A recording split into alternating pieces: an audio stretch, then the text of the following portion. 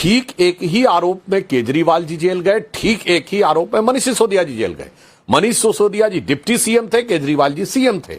अगर उनको लगता है उनकी नजरिए में आरोप निराधार था तो केजरीवाल जी उसी आरोप में मुख्यमंत्री का पद नहीं छोड़ेंगे और मनीष सिसोदिया जी उसी चीज के आरोप में उसी सिलसिले में जेल जाने में उप मुख्यमंत्री का पद छोड़ देंगे। भाजपा के जो स्टेट्स है, जैसे बीजेपी रूल्ड गुजरात है, जहां नशाबंदी है, वहां 20,000 करोड़ का अवैध धंधा चलता है और इतना बड़े लार्ज स्केल पे ये धंधा बिना पॉलिटिकल संरक्षण के नहीं चल सकता। वहां आज पूछना चाहता हूं आम आदमी पार्टी से, 2013 में इनका चुनाव का जो मोटिव था अलग था, 2015 में अलग हो गया, 2020 में अलग हो गया और आज जब ये 2025 में चुनाव लड़ने जा रहे हैं, लाखों करोड़ों रुपए की होर्डिंग पूरी दिल्ली में इन्होंने लगाई है।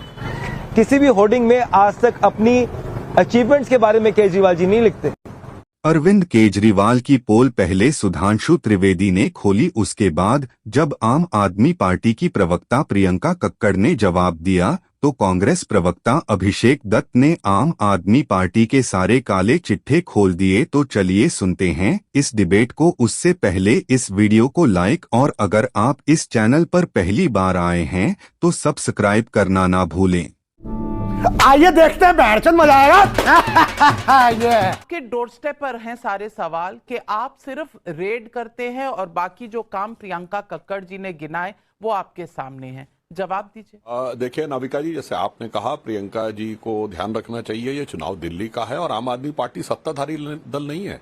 भारत के इतिहास में सबसे प्रचंड बहुमत पाकर किसी भी राज्य में कभी ऐसा नहीं हुआ कि 97% बहुमत मिला हो। आप 70 में 67 सीटें, 70 में 62 सीटें पा चुके हैं 2 बार लगातार। तो मुझे लगता है भारत के इतिहास की सबसे बड़ी सत्ता पाकर आप बैठे हो।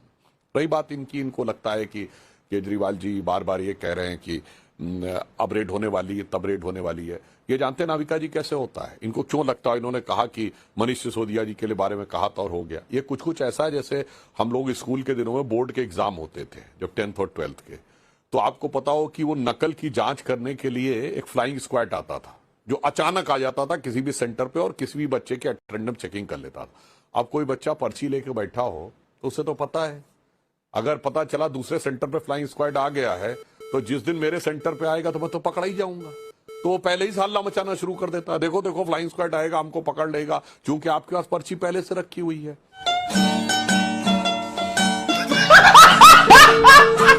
यही हुआ था। और मैं दूसरी बात कहना चाहता हूं, यदि आरोप को निराधार मानते हैं तो मुझे आज तक समझ में नहीं आया नाविका जी, ठीक एक ही आरोप में केजरीवाल जी जेल गए, ठीक एक ही आरोप में मनीष सिसोदिया जी जेल गए।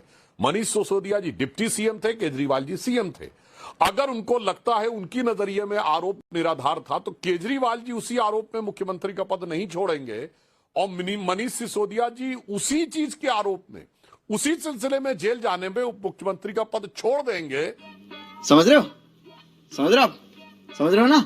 कृपया ये कौन सी कानून की व्याख्या की थी केजरीवाल जी ने, ये मुझे लगता है प्रियंका जी को बताना चाहिए कि ये अपने हिसाब से किस प्रकार की चीजों को घुमाकर फिराकर करने का प्रयास करते। और दूसरा, शराब का घोटाला भारत के इतिहास का इकलौता घोटाला था, जांच शुरू होते ही सरकार ने वो विड्रॉ कर ली। अरे भाई क्यों विड्रॉ कर ली पॉलिसी?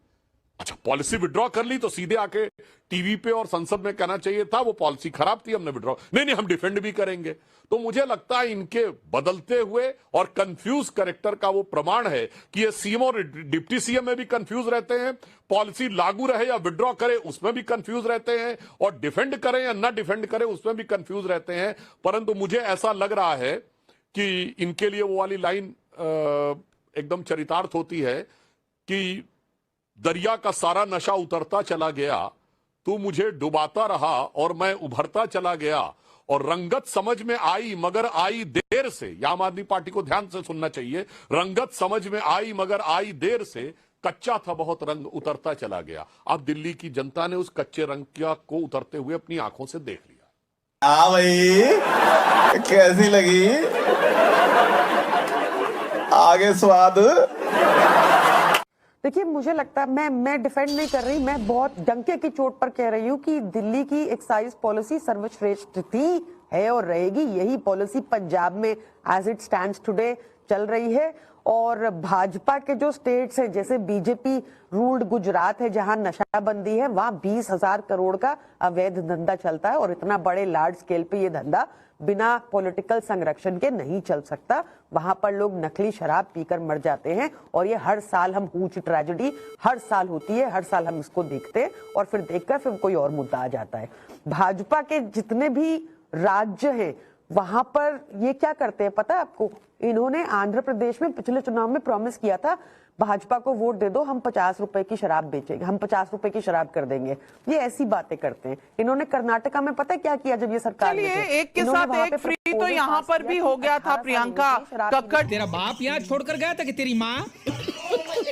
तरफ सवाल ये भी है कि अगर बीजेपी उठा रही है कुछ मुद्दे तो कांग्रेस सेम मुद्दे क्यों उठा रही है अपने दोस्त के साथ, अलायंस पार्टनर के साथ, इंडिया गठबंधन के अपने घटक दल के साथ? ये जनता कुछ कंफ्यूज्ड है अभिषेक दत्त। तेरा तो गेम बजाना पड़ेगा, क्योंकि दिल्ली का इलेक्शन हम सबके लिए बहुत ज्यादा जरूरी है। जिस तरीके से 11 साल में दिल्ली में आपने, हमने और हम सब ने एयर पोल्यूशन की प्रॉब्लम्स को देखा है, इंफ्रास्ट्रक्चर की प्रॉब्लम्स को देखा है, हमारी यहाँ पे बहनों के साथ, हमारे यहाँ माताओं के साथ किस तरीके से टूटी हुई रोड, बहता हुआ सीवर, गंदा पानी देखा है। दिल्ली के लोग त्रस्त हैं। अभी प्रियंका जी बात कर रही थी मैनिफेस्टो की। आपसे बात करते करते मैं 2015 का केजरीवाल जी का मैनिफेस्टो पढ़ रहा था और मुझे वो दिन याद है, केजरीवाल जी ने कहा था कि मैं मुख्यमंत्री बनने नहीं आया, मैं जन लोकपाल बिल पास कराने आया हूं, और जन लोकपाल बिल पास नहीं हुआ तो ऐसे कई पदों को मैं इस्तीफा देने के लिए तैयार हूं। मैं आज पूछना चाहता हूं आम आदमी पार्टी से, 2013 में इनका चुनाव का जो मोटिव था अलग था, 2015 में अलग हो गया, 2020 में अलग हो गया, और आज जब ये 2025 में चुनाव लड़ने जा रहे हैं, लाखों करोड़ों रुपए की होर्डिंग पूरी दिल्ली में इन्होंने लगाई है। किसी भी होर्डिंग में आज तक अपनी अचीवमेंट्स के बारे में केजरीवाल जी नहीं लिखते। हर होर्डिंग पे लिखा है बहनों के लिए 2100, बहनों के लिए 2100। तेरा बाप यहाँ छोड़कर गया था कि तेरी माँ? 11 साल इनकी सरकार थी, क्या हमने मना करा था बहनों को सम्मान राशि ना दे? क्या किसी और लोगों ने मना करा था? चुनाव से मात्र 7 दिन पहले जब केजरीवाल जी को उनकी हार दीवार पे साफ दिखाई दे रही थी, एक ऐसी पॉलिसी को उन्होंने प्रपोज करा जो उनके खुद के मंत्रालय ने कही कि ऐसी कोई पॉलिसी नहीं है। आज केजरीवाल जी गवर्नेंस पे डिस्कशन क्यों नहीं करते? क्यों केजरीवाल जी नहीं बताते कि उनके खुद के मैनिफेस्टो में लिखा था कि वो 15,000 बसें दिल्ली में लेंगे? क्यों उन्होंने बसेस नहीं ली? और जो बस खरीदी उस पर भी घोटाले की जांच चल रही है। और शायद यही कारण है कि कैलाश गहलोत जी आज भारतीय जनता पार्टी में दिखाई देते हैं। आज अरविंद केजरीवाल जी को यह स्पष्ट करना पड़ेगा कि वो दिल्ली के लोगों से झूठ क्यों बोल रहे हैं। सुप्रीम कोर्ट का आदेश बहुत क्लियरली ये बताता है कि अरविंद केजरीवाल जी जब तक जांच के घेरे में है तब तक अरविंद केजरीवाल जी दिल्ली के मुख्यमंत्री कार्यालय में घुस भी नहीं सकते। रोज आते हैं इस उम्मीद पे आज जीतेंगे, कल जीतेंगे, परसों जीतेंगे, रोज हारते हैं।